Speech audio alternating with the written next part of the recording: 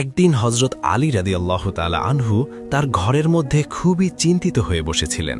তখন হজরত ফাতেমা রাদিয়াল্লাহু তাআলা আনহা এসে বললেন, হে আমার প্রাণের স্বামী, আমাদের ঘরে কোনো খাবার নেই, হাসান হোসাইন খুবই ক্ষুধার্ত, দয়া করে রাসূল সাল্লাল্লাহু আলাইহি ওয়াসাল্লামের কাছে যান, নিশ্চয়ই তিনি কিছু না কিছু ব্যবস্থা করবেন। হজরত ফাতেমার এই কথা শুনে হজরত আলী রাদিয়াল্লাহু তাআলা আনহু রাসূল সাল্লাল্লাহু আলাইহি ওয়াসাল্লামের বাড়ির দিকে যেতে লাগলেন। এদিকে রাসূল সাল্লাল্লাহু আলাইহি ওয়াসাল্লাম মসজিদে নববীতে বসেছিলেন, চারপাশে ছিলেন তার প্রিয় সাহাবীরা, পুরো পরিবেশ যেন নূর আর শান্তিতে ভরে আছে। কিন্তু ঠিক তখনই সেখানে উপস্থিত হলেন এক জীর্ণ কাপড় পরা অসহায় গরিব এক ইহুদি ব্যক্তি। ইহুদি ব্যক্তিটি কান্না ভরা চোখে বললেন, ইয়া রাসূলাল্লাহ, বড় আশা নিয়ে আপনার কাছে এসেছি। রাসূল সাল্লাল্লাহু আলাইহি ওয়াসাল্লাম বললেন, বলুন আপনি কি আশা নিয়ে এসেছেন। তখন ইহুদি ব্যক্তি বললেন, আমার দুটি যুবতী মেয়ে আছে, তাদের বিয়ের বয়স হয়ে গেছে, একটি মেয়ের বিয়ে ঠিক হয়ে গেছে, কিন্তু কাছে কিছুই নেই।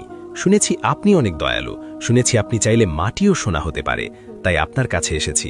দয়া করে আমাকে যদি কিছু দিনার দান করেন, তাহলে আমার মেয়েদের ভবিষ্যৎ নিয়ে আমি নিশ্চিন্ত হতে পারব।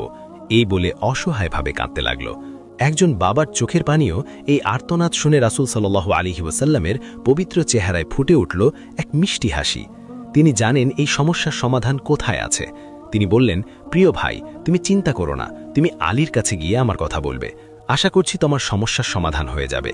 কিন্তু তখন রাসূল সাল্লাল্লাহু আলাইহি ওয়াসাল্লাম জানতেন না যে হযরত আলী এখানে আসছেন। অতঃপর সেই ইহুদি ব্যক্তিটি হযরত আলীর বাড়ির দিকে রওনা হলেন, আর এদিকে হযরত আলী রাদিয়াল্লাহু তাআলা আনহু নবীজির বাড়ির দিকে যেতে লাগলেন।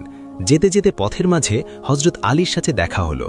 তখন ওই গরিব ইহুদি ব্যক্তিটি সালাম দিয়ে বললেন, ইয়া আলী, নবীজি আমাকে আপনার কাছে পাঠিয়েছেন আর বলেছেন আপনি আমার এই অনুরোধটুকু রাখবেন। আমি খুবই গরিব, আমার কাছে 1 টাকাও নেই, আমার মেয়ের বিবাহ ঠিক হয়ে গেছে, কিছু দিনার দরকার, তাই আপনার কাছে আসলাম। এই কথা শুনে হযরত আলী রাদিয়াল্লাহু তাআলা আনহুর মনে একটা ঝড় বয়ে গেল। তিনি জানেন রসুলের আদেশ মানতেই হবে, কিন্তু কিভাবে? তার নিজের ঘরেই তো কিছুই নেই, তিনি নিজেই তো খালি হাতে। তবুও তিনি জানেন আল্লাহ আছেন, আর আল্লাহ যখন আছেন তখন ভয় কিসের? তখন হযরত আলী রাদিয়াল্লাহু তাআলা আনহু বললেন, প্রিয় ভাই, আপনি আমার সাথে আসুন। এই কথা বলে ওই ইহুদি ব্যক্তিকে নিয়ে হযরত আলী তার নিজের বাড়ির দিকে যেতে লাগল। পথে হাঁটতে হাঁটতে আলী রাদিয়াল্লাহু তাআলা আনহু মনে মনে ভাবছেন, ঘরে তো কিছুই নেই, তাহলে এই ওয়াদা কিভাবে পূরণ করব? কিন্তু তিনি জানেন যখন আল্লাহর রসুল আদেশ দেন তখন আল্লাহ নিজেই রাস্তা বানিয়ে দেন। এসব ভাবতে ভাবতে কিছুক্ষণের মধ্যেই বাড়িতে ফিরে আসলেন এবং ইহুদি ব্যক্তিকে বাড়ির বাইরে রেখে হযরত আলী রাদিয়াল্লাহু তাআলা আনহু ফাতেমাকে ডেকে বললেন, হে ফাতেমা,